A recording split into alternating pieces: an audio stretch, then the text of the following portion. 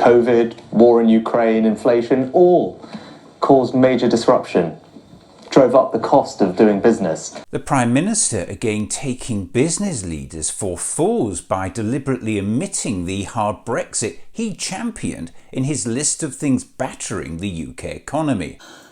Now, businesses say they feel like they're banging their heads against a brick wall over improving trade with the European Union. That's according to the British Chambers of Commerce, which says its members are still struggling with the UK's post-Brexit trading arrangements. Now, in a survey they carried out, it found that more than half of its members were finding it difficult to comply with new rules for exporting goods, while 45% reported problems with adapting to rules for trading services. And the vast majority, 77%, said the deal hadn't helped them increase sales. Brexit is still proving the biggest headache for British businesses, ranking even higher than Russia's war in Ukraine, COVID or rising energy costs. UK business is being crucified by additional red tape and costs which have been inflicted on it by the government's hard Brexit, and the Prime Minister knows it. We've just heard the UK goods trade has suffered its steepest 5-year fall on record, with economists saying this highlights how Brexit has reduced flows both into and out of Britain. It's not exactly surprising given the Conservative government is likely the first in history to negotiate a trade deal which actually involved walling itself off from a trading bloc made up of its nearest neighbours, making it harder both to sell your stuff and buy their stuff. Bloomberg has recently calculated that Brexit is costing the UK £100 billion a year in lost output.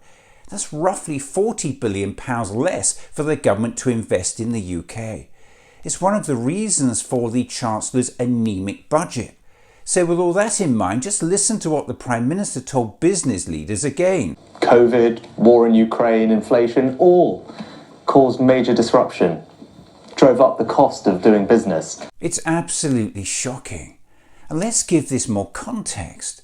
After his spring budget, Chancellor Jeremy Hunt excitedly took to X, formerly known as Twitter, to tell us all this. The OBR say that the net impact of my recent fiscal events, including the NI cuts, are to get the equivalent of 250,000 more people into work and increase growth by 0.7% of GDP. But what the Chancellor fails to mention is the same report also says this. We continue to expect that Brexit will reduce the UK's potential GDP by 4% in the long run by lowering the trade intensity of the economy. That's right.